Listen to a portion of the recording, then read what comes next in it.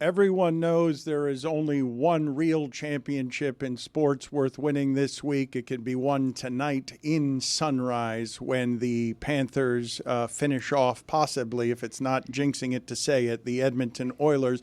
I just came in here and Greg and Stugotz were having the discussion of what Greg Cody would write if indeed Connor McDavid and the Oilers come back to win 4 straight games. And the conversation they were having was about Greg Cody writing the column after it's all over, after the Panthers have lost a heartbreaking Game 7, writing the column, I was indeed wrong, but at the time, I was right.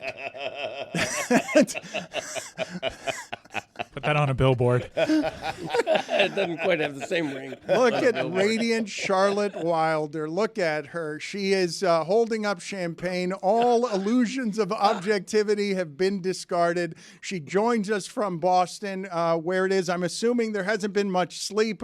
What has the evening been like for you, surrounded by all that racism?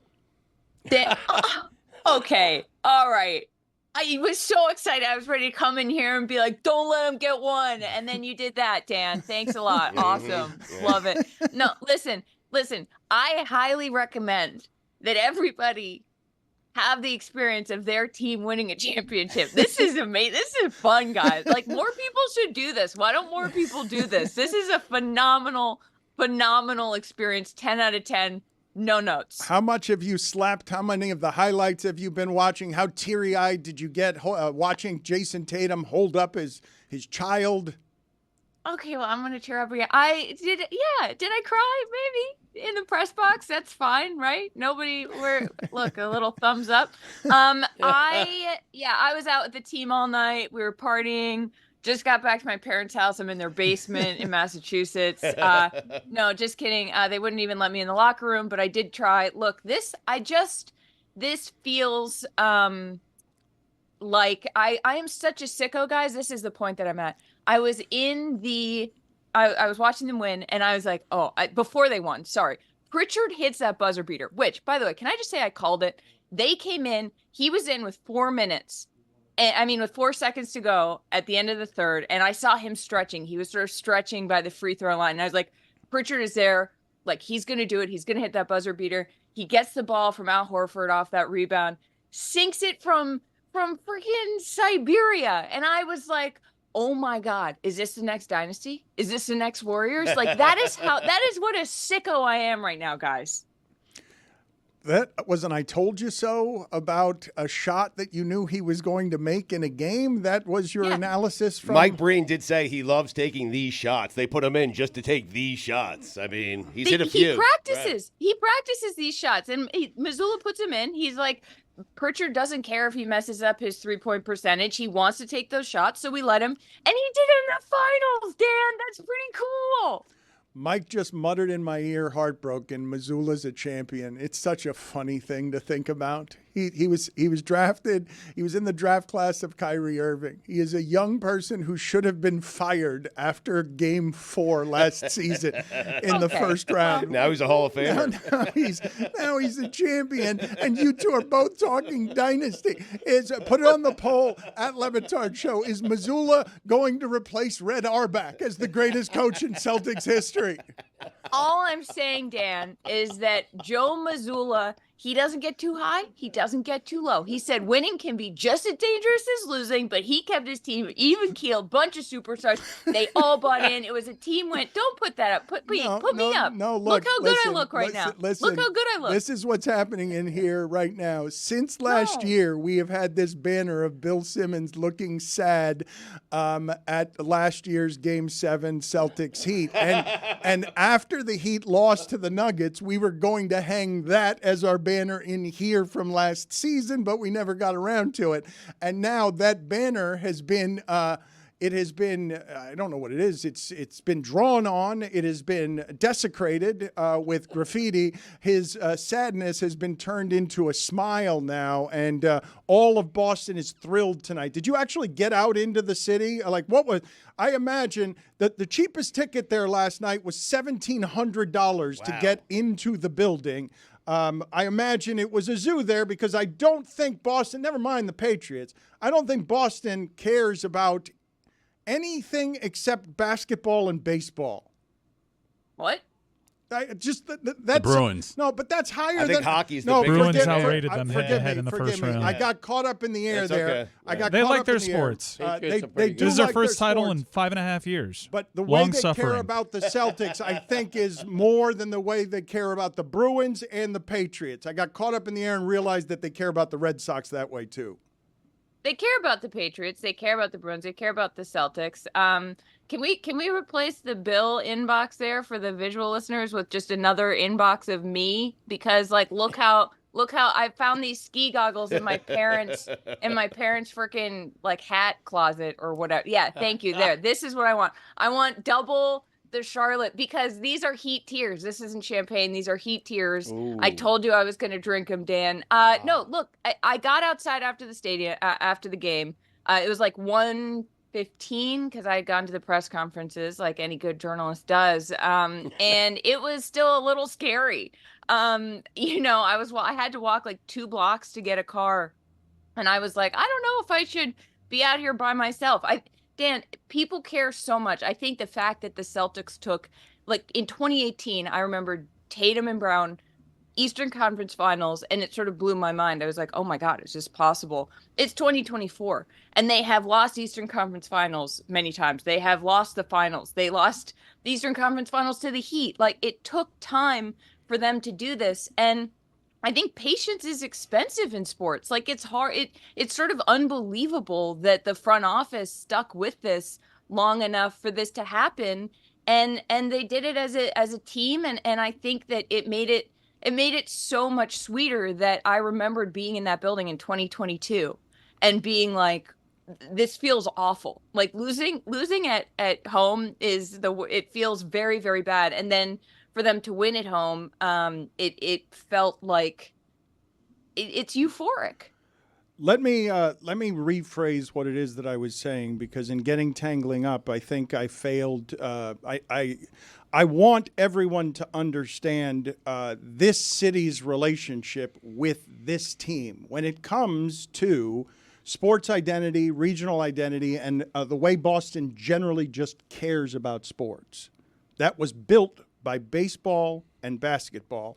And the way that basketball became what baseball was is they were winning so much that they sort of tried to take the city from baseball.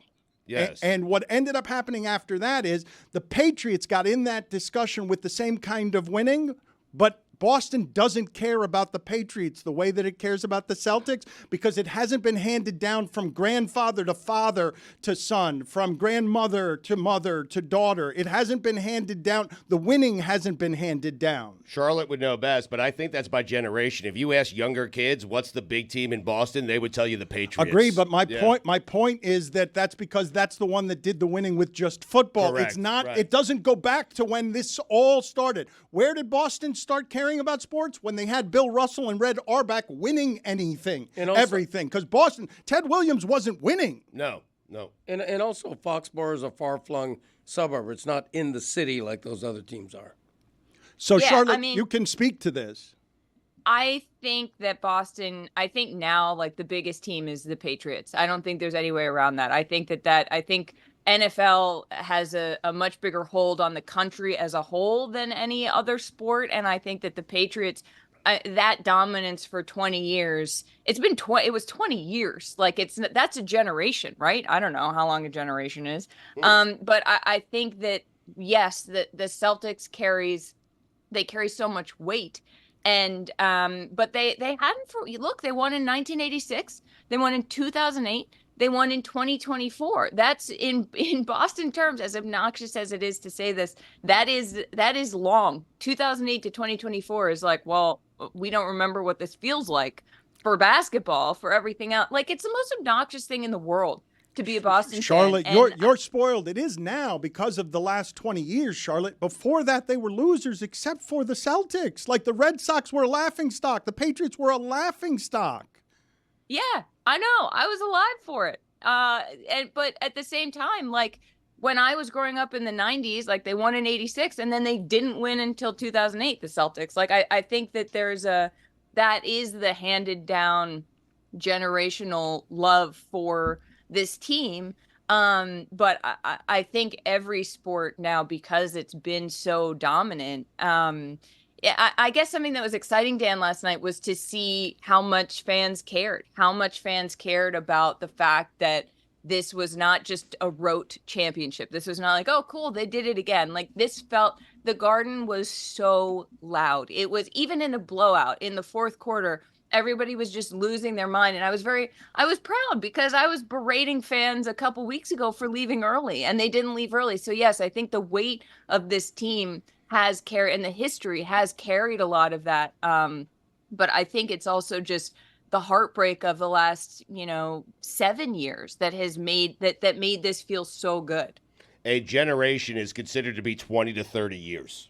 Just so we're all clear, because I know we were all thinking it, right? I mean, I was, at least. I looked it up. The Generations.com. The thing that I was thinking of was how absurd a love for something has to be for it to be the cheapest ticket in getting in is $1,700, which made that ticket last night the most expensive in the history of Boston sports. Crazy. Because of how that city wanted to win there, and because of whatever it is that Charlotte is talking about that's the last 5 years, combined with Mike Ryan being able to say for this entire century, you've won one. You're telling me you're the most historic franchise, and I, in my lifetime, have seen you win one time. And now they get to say that they've won twice. When you were crying in the press box, Charlotte, what was happening there? Like, what was it? Just watching the happiness, or was there something specific that triggered it? By the way, that's going to be first of all, can we get me back in the double box? What happened? I really like that. That was fun. That was exciting for me. Can we get more me maximum me? Thank you so much. Maximum me. You have 20 seconds seconds right now, left. Dan. You This is have about me. 20 First of all- seconds. 15 now. First of all, the name 14. of my memoir is going to be "Crying in the Press Box," a Charlotte Wilder story. No, Dan, it was that, that's where I grew up in and around that city. It felt very, I think for me personally, just to be there. And this is my job, and there was sort of a full circle moment. And they lost so many times in the past 7 years, and then they won. And I was so happy for them, and they tried so hard, and they did it, and it was a historic season. One of the best, maybe the best team ever. I don't know. You can't say it was luck. You can't say it was luck. Oddball every day but Monday on the Le Batard and Friends Network. Thank you. Thanks, guys.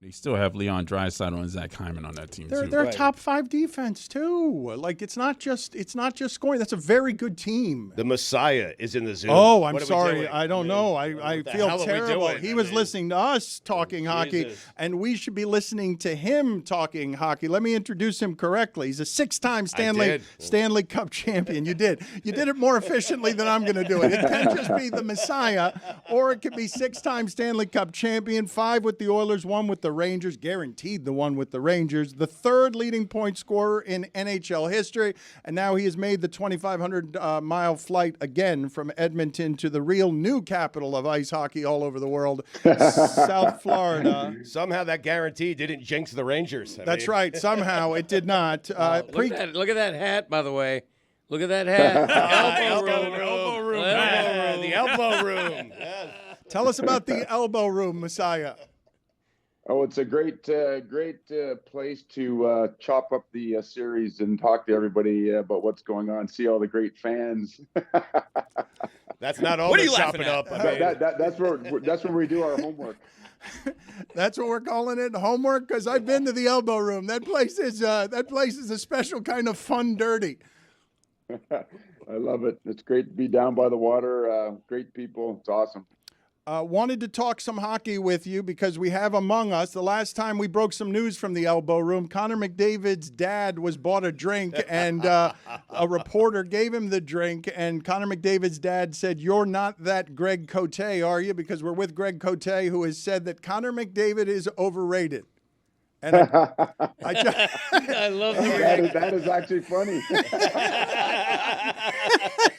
How right he is. That's a headline. That's a headline grabber. Thank you. So how can you explain to him how absurd, how asinine his opinion is? Well, that's a great thing about sports is everybody has an opinion, and we all get to share it. And it doesn't have to be right or wrong or indifferent. If that's what you feel, that's great. I think he may be underrated, but that's just an opinion as well. I don't know how anybody could call Connor McDavid overrated, but underrated. I respect it. I respect the opinion, but that's what makes sports so great is we can sit here and debate it all day and chop it up, and wherever we land, it's great. Well, Mark, let me explain my opinion and see if I at least have a point here. I've never said McDavid isn't great. I mean, he's the best player in hockey overall, but I don't think he's a two-way. And PK Subban was saying that Barkov is a better all-around player. You called him an underachiever. A 200. Yeah, I did. And here's the reason. No. He's laughing at you. I think he's an underachiever because for all this greatness, 9 years into his career, he hasn't won a Stanley Cup, and the odds are still long that he's not going to win one again. And I think you don't get to be the top echelon of the GOAT pen without a championship. You've won 6 of them. He hasn't won any yet for all his stats, for all his numbers. Not saying he's not great. I'm saying until he wins the cup. He's 27. I understand, in his 9th year. Until he wins the cup, Yep. he doesn't get to be the best ever. He doesn't get to be McJesus and the next Gretzky and everything else people say, in my opinion. Well, I think he would agree with you. I don't think he's arguing the fact that through his career he'll want to win the Stanley Cup, or he'll need to win a Stanley Cup to be considered along the greats that you just talked about, Gretzky, Lemieux, Howe, or all the greatest luminaries of our game. Messier. The unfortunate part is of team sport is you can't do it alone. I wrote a book exactly that. You can't win. No one wins alone. So of course, the evolution of any hockey player goes through tough times. You have to learn how to win. You have to know how to play. You have to know how to play in tight situations. But it's all just a learning journey for every player, not only Connor McDavid. And sure, did he know everything when he came in the league? No. Has he gotten better as he's gone through his career? Of course he has. Has he learned how to lead better through these times when the team's down 3-0, the world's looking at him? And in my opinion, he's done an amazing job of the leadership. He hasn't pointed a finger. He hasn't complained about anything that's happened. He just gone out there and played hard every game, which is amazing. And then to put on top of it, when your team's looking at you as a leader, they're looking for anything for any sign of resignation or we can't do it, but he hasn't given any of that. So when you talk about underrated, I mean, there's, sure, he hasn't won because he's 9 years, but there's a lot of players that have gone through their whole career and never won because they haven't been in a situation where the team is strong enough to support them. Good teams put special players in position to make great plays at the right time. And I can talk about that firsthand of all the great teams that I played on. Edmonton's got a team this year where they can compete. Now, whether they can win the Stanley Cup this year, I don't know. Well, that remains to be seen. But ultimately, he needs to support, and then he needs to be able to figure his own game out on both ends of the rink, which every player has to. Wayne Gretzky had to. Mario Lemieux had to. Bobby Orr had to. All the greats. And he's going through that process right now. I wouldn't jump to the conclusion that he's myself personally, and this is just a debate. I personally wouldn't call him underrated at this point. I would call him. It's like every other great player. It's a learning curve. You got a standing ovation at Rogers Place in Edmonton over the weekend. Where are you less likely to have to pay for a drink in public, Edmonton or New York? Oh, New York, I think.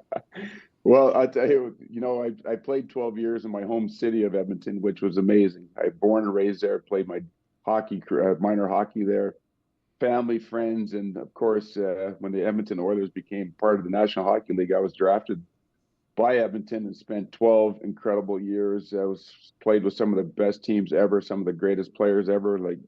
We had Hall of Famers, but to be able to do that in my hometown was incredible.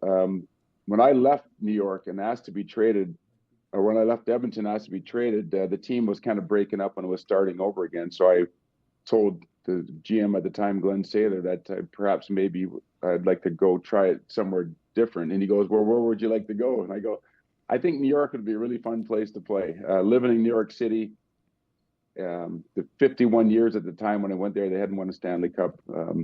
So the challenge was too great to pass up. I don't look at it in terms of not buying a drink. I look at it in terms of the people I've met along the way. It's been an incredible, fortunate journey for me as a hockey player. And here we are years later, almost 30 years later since we won the Stanley Cup in New York. It doesn't seem like that long ago, but wow, unbelievable. Yeah, but which city, though? Yeah, pick a city. Pick a city. It's just, you don't have to look at it about buying a drink, but where are you just simply less likely to have to buy a drink when you walk into any local establishment? Edmonton, where you won 5, or New York, where you won 1? Or the elbow room. Can it be? The elbow room, that's it. No, don't let him out. Way to go, Cody. Go sit in the penalty box, Cody. I don't know. What? I don't know.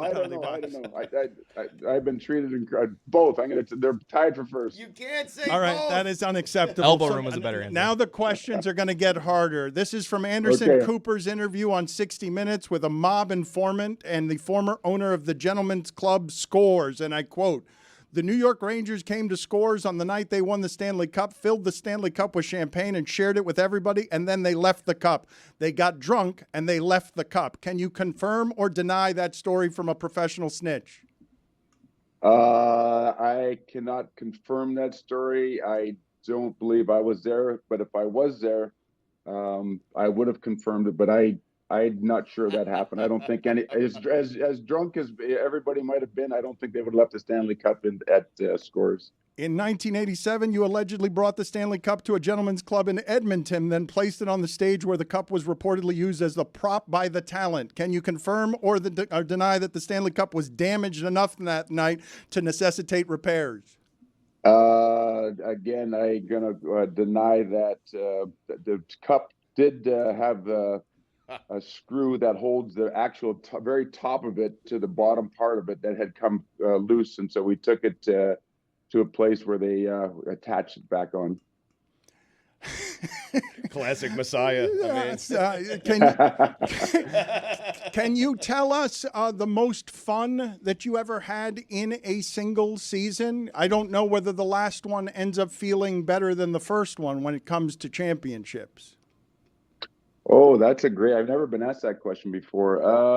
The most fun of any year. Wow. I don't know. I had a great time that year in Edmonton in 80. I would say 84 and 94 probably the two of the best. To pick one, I'm gonna say 94 only because I was 31 at the time. No, I was 31 or what was I, 32 or 3 at the time. We had a great season enjoying New York City and all its great things it has to offer. How confusing is it to you as somebody who loves Edmonton, loves Canada? How confusing is it to Canada to have Florida dominate hockey for the last 5 years? I'm not sure if it's in 5 years, but that you're right about Tampa, and they're included as well. That's a great part about our sport is that the expansion into the southern states and the amount of kids that are playing hockey and getting the opportunity to play hockey and have role models right in front of them. It's what the NHL wanted to do. It's what Gary Bettman's initiative was. It's to grow the game, diversify the game. We've done a great job of it. And we look at Austin Matthews being born and raised in Arizona, one of the greatest players in our game today. Just goes to show you how successful it's been coming into the southern states like Florida and like California, like Anaheim, like Nashville. It's amazing. I don't think anybody looks at it as the geography because we have great Canadians playing all over the world and certainly back down here in Florida as well. I want to come at this Connor McDavid conversation from a different angle. All right, let's circle back on that. All right. Yes, I have my top 5 Edmonton Oilers. I have my top 5 Oilers of all time, okay? Top 5 Oilers of all time. All right, that's what I have. Okay, so you don't. So we'll find out right now. You're telling Mark Messier. Yes. Well, he's got to be on this, right? All right. Let's see where we're going to end up. Let's see where we got to end up here. Maybe that's why we're having the conversations, because I'm not on it, which is okay. I don't think he's a top 5 Oiler of all time. You are. I don't think Connor McDavid is. Okay? Whoa. Yeah. Spoiler alert. Whoa. Yep. That is a spoiler. Go ahead. You're not going to put him in this top 5. Number 5. Yari Curry. Number 4. Amazing hockey player. But one of the best two-way hockey players I've ever played with. Could have won the Selke Trophy for the best defensive forward, scoring 70 goals a year, which is amazing. Mm-hmm. Number 4. Grant Fuhr. Well, you can't win championships without great goaltending. He's got to be on the list. Number 3. Paul Coffey. All his teammates. Well, highest scoring defenseman ever. You talk about the tandem with Gretzky and I got him. And Coffey together. Great defenseman. Number 2. Mark Messier. Oh, that bum. I'm not sure about that. I think we can replace him. Number 1. The great one. Oh, wow. No wow. Connor McDavid. No Connor McDavid in the top 5. No Houston Oilers. Go ahead, knock off one of your teammates, Mark. I dare you. I thought Warren Moon for sure was going to be. Well, on what about Oh, Kevin Lowe and Glenn? What about Kevin Lowe and Glenn Anderson? Oh, Glenny Anderson. Glenny Anderson was an all-time great. You can put Moog on the list, too. All-time great. Yeah. Oh, but the unfortunate part about Edmonton, there's quite a few great hockey players, Hall of Fame hockey players that could be on the list too. But I'll certainly move out of the way for Connor there as soon as he wins the Stanley Cup. He's going to smash a lot of records in Edmonton. And So you agree he has to? Thank you. Boom! We got him, Greg. I'm not denying that from the get-go, and he won't deny that as well. I think he's well aware of what's at stake in his career. So, but that doesn't mean he's underrated. So I'm with you. Or overrated, He's definitely not underrated. Are we going to agree? Mixed properly rated. Hey, maybe he is underrated. Maybe he is. Let's play a little game. Maybe he is underrated. Let's play a little game of penalty shot for your life, okay? You have to choose one guy to take a penalty shot. If he converts it, you're living. If he's not, unfortunately, you die. We understand the game. I'm making sure Mark understands the game. It's for your life, yes. Wayne Gretzky, Connor McDavid. Patrick Kane. What? Why? He went off the board! A shocking answer from the Messiah. Thank you, Mark. Good talking to you. TJ Oshie. Pre-game coverage begins 7 p.m. Eastern tonight, ESPN2 with The Point. It features Steve Levy, PK Subban, and Mark Messier. See you later, Mark. Thank you for being on with us. Thanks for having me on, you guys. Take care. Thank you, Mark.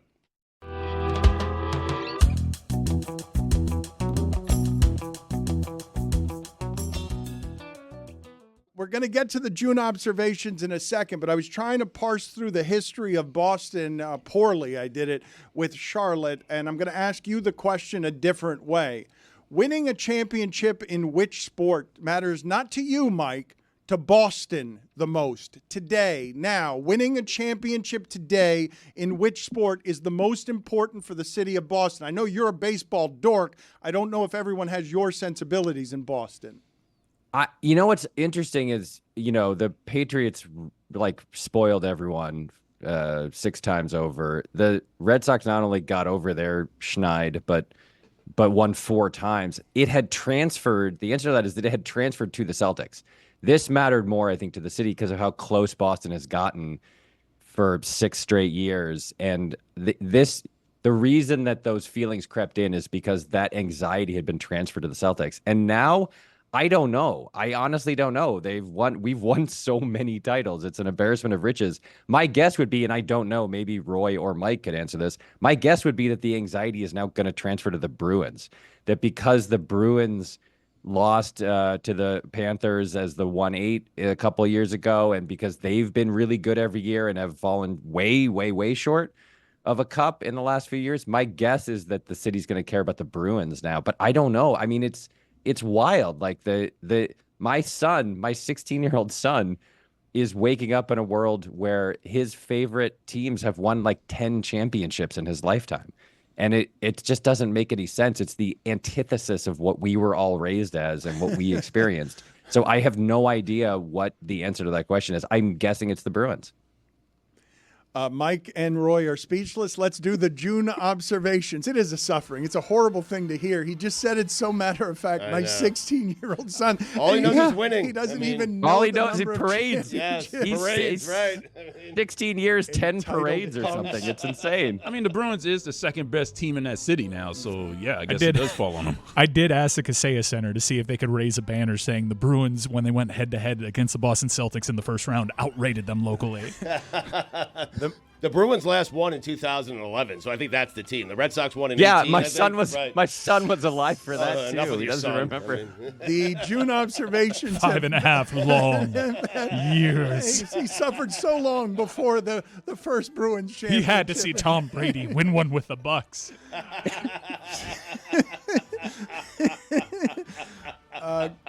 The floor is yours, Mike Schur. June observations. Can you? Is there a beeping? I can't hear the There beeping is a because no one turned beeping. original Can sound we on. turn on his original sound? It please? is on. Can you Okay. turn?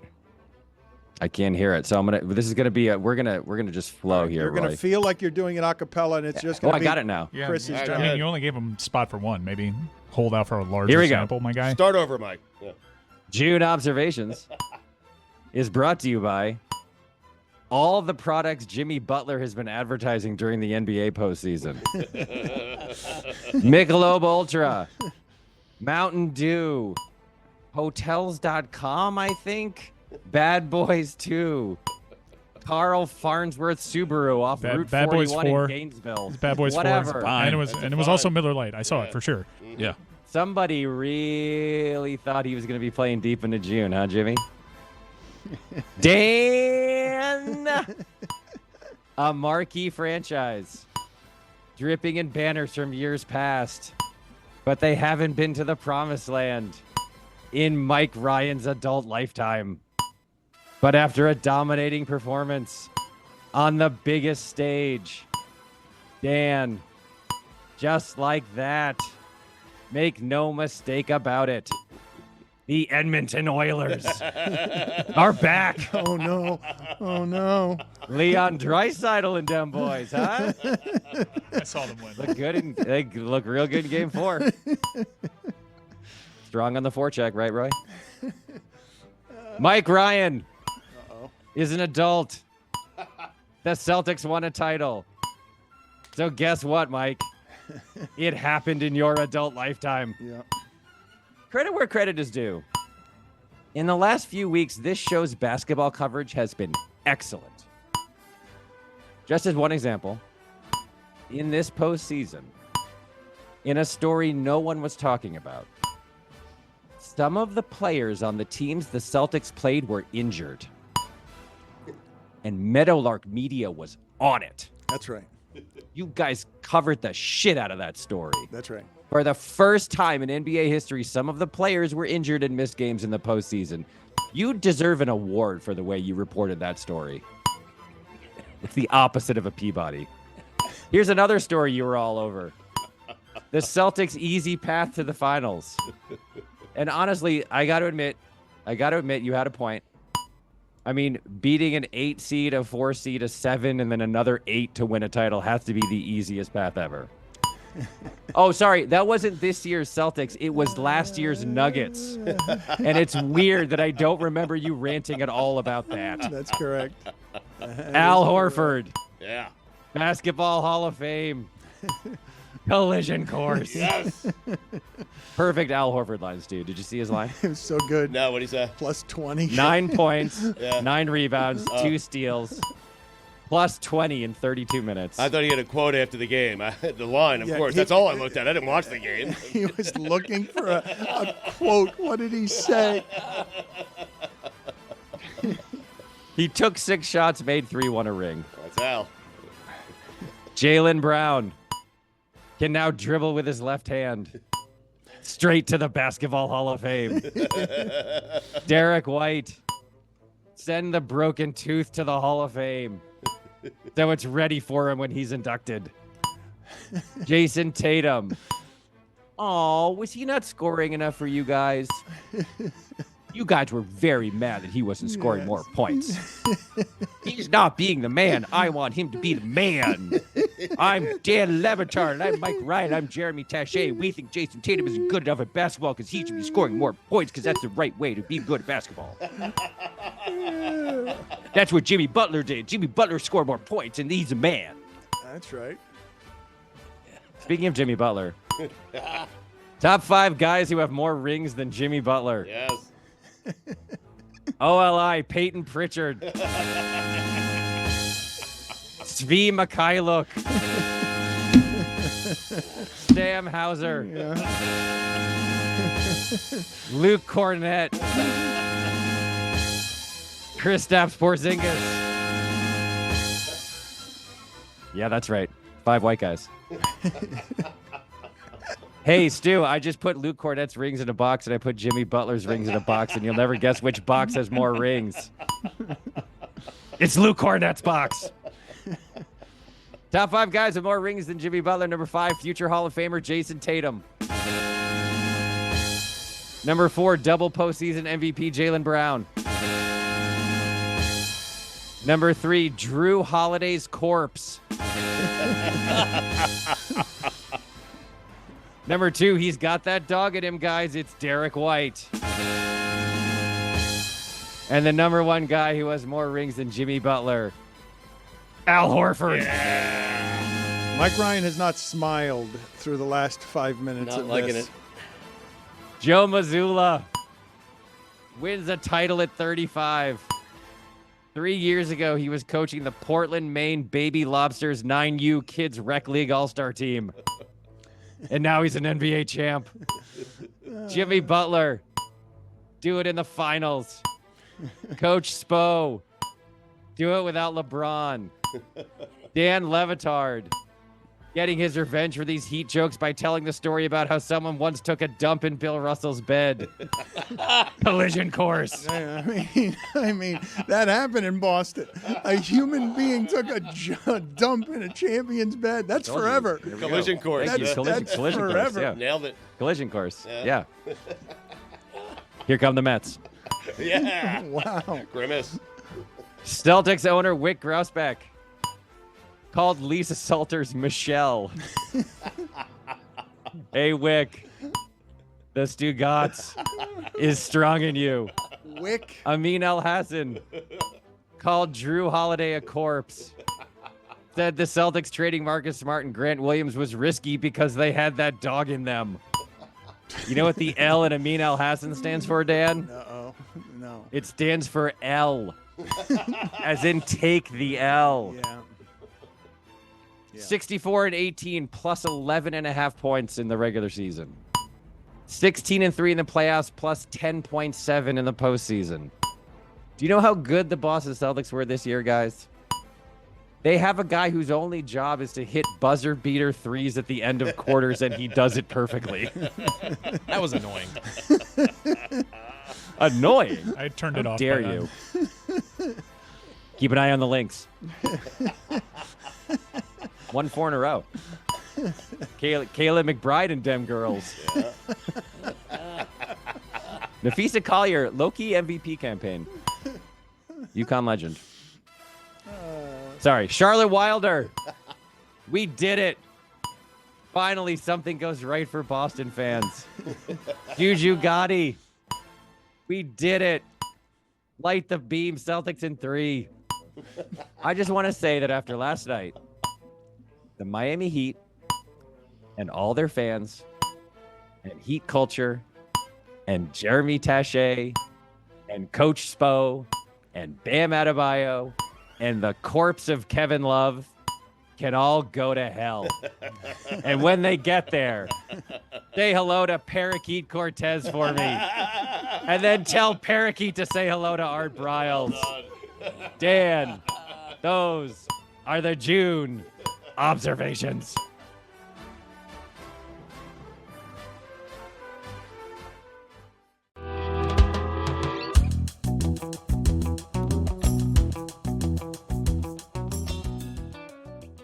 I'm a little bit bummed here, Stugotz, by 2 scheduling changes that we have had with animal-related guests right now. Ron McGill has had to postpone until next week, and we were going to have on, and I don't know which of the guests I was more upset to lose, because Karen Wickerson was going to be on with us, and she is basically the head of the Rat Patrol, the Rat Czar in Edmonton. She is what keeps rats out of Edmonton. We learned yesterday that there are only 26, 28, or 31 rats in Edmonton, and it's because this woman knows how to keep rats out of Edmonton, but unfortunately she had to postpone as well. Hopefully we can have her on tomorrow. In the interim, though, we have Greg Cody here, and we have not, because we've been talking too much Boston stuff and too much local championship hockey stuff. We have not done enough with Greg Cody or his podcast, The Greg Cody Show, featuring Greg Cody. Thank you.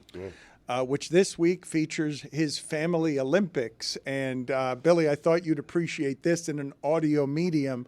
I don't know if the Family Olympics began with this or whether it was just a featured item in the Greg Cody Show featuring Greg Cody, but it had a staring contest in it. Genius. In an audio medium. So The Family Olympics had a staring contest. Who won? Don't tell me. Yeah, I need to listen. Spoiler alert. You gotta listen. Yeah. Well, how long did the staring contest last? Because I imagine that if it was, a willful Olympian situation, that could last for a long time. You'd be surprised. I bet we did. I think we did 3 out of 5. Yeah. We didn't. We want a big sample here. We're not just doing one time. Best 3 out of 5? Yeah. Wow. Well, I believe it was best 2 out of 3, and then the loser was a sore loser. So the winner was like, fine, we can do 3 out of 5. Yeah, And then the loser may have protested the result because whoever lost hasn't been feeling well lately, and his eyes were sore, and it was just, you gotta it's ridiculous, but that kind of thing, and so forth. Okay, good ending to your thoughts you. there. what are some other Olympic events that might come later in the summer? I mean, we have bobbing for Snapple. We're not doing that one. Yeah, It was a bad joke when you made it on the pod. we're gonna you asked him. We're going to I wanted to- submerge full bottles of So Snapple. let me understand what just happened there in the rhythms and the chemistry. Thank you that for and- explaining it. you and I your wasn't son- sure. Yeah, Thank you and you. your son have. He tossed you the same thing that you had time to work out on your podcast, and your answer the second time was even worse than the shitty answer the first time? Yeah, his idea was the staring contest, not mine. No, I'm saying we listed a bunch of random stupid events like a staring contest, and I was like, here, let's tee that up so the audience can see what's down the road, and you just made the Snapple joke. Okay, again. we're going to nail it in the garage. What? We're going to see who can pound a nail the quickest in a 4x4, and things like this. I mean, we're trying to get away from the classic cliche, free throw shooting contests Right. and all the sports stuff. You've walked in on your son nailing in the garage before, yeah? That's why I was It's- confused. It's a Baby! It's a rumor. I think that was just outside the garage on the side of the house. Another one and maybe we could do this one here. Another one that we're gonna do is my dad wants to do this one, arm wrestling. Yeah. He thinks he could beat Ooh, me. I'm worried about Greg there. Well, I also want to do holding breath underwater. That's another one I don't want to do. Greg, you're going to lose. No. I mean, You have asthma. Yeah, but before that, as a kid, when I'm 12, 13 years old, oh my gosh, I could hold my breath for well over a minute. But you're not anymore. I know, but still.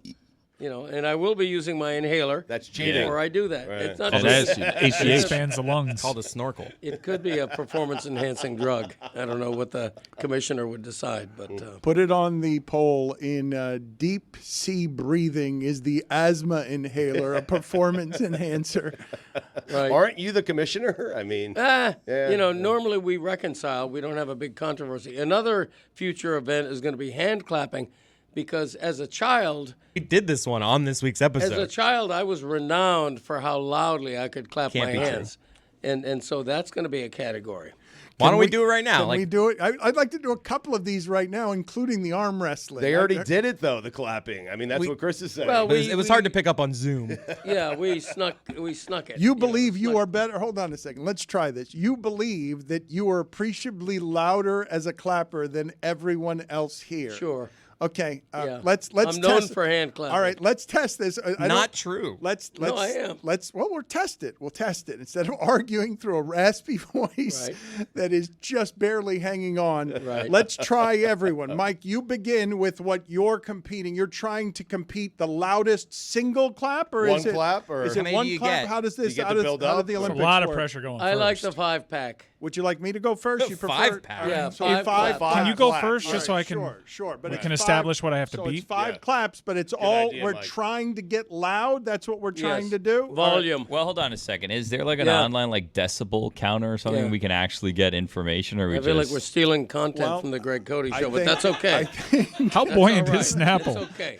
when I you've don't got know. something That's this half the good, fun. you can't keep it to yourself. Yeah. You've got to share. Apparently not. You've got to You share can it. chip your tooth. I'm excited about the Snapple I one. know, it's a good one. Reconsider. He's It's a afraid, terrible though. idea. He's afraid. Oh, just your teeth Plus gnawing you- on plus- the That's cap. Schur. Oh, That's a big cap. So you Yeah. gotta really open the maw. Yeah. You gotta unhinge that jaw. Yeah. Bobbing for Snapples is disgusting and more difficult than bobbing for apples. Yes, thank you. Because those bottles are unpleasant. you're onto something there. Thank you. But do you have any tips for me on how it is as the I'm king not of gonna give away my the tips. king Being of loud, against the, you, the I king mean- of loud clapping? Well, I thought.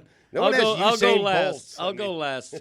You know how Larry Bird used to be so confident in what he did that he'd just tell you where he was shooting Yes. from beforehand? I thought he was good at this. I didn't think he'd give me some tips and I'd immediately be better than him. So good that he would give the secrets away, right? It doesn't matter if he gives them away, right? Right, because he's so good, because he's saying that he's the best at Right. this and that he's going to beat Used us to be. all. Yeah, as a child, as a ute. Wait, you only get one clap though. Oh, he said a 5-pack. A 5-pack. Yeah, Oh, five. but then you get a cadence and a rhythm. Yeah, we you recommend- got to be perfect if it's just one. Yeah, we recommend a 5-pack. We're going to do one so that it's not quite the same. Yeah, as it's got to the be Greg different. Cody One featuring totally changes Greg the game. Cody. No, I'll Got the do, I'll do acoustics in the 5. room. No, you'll do what we're all doing. Yeah, We're one. competing.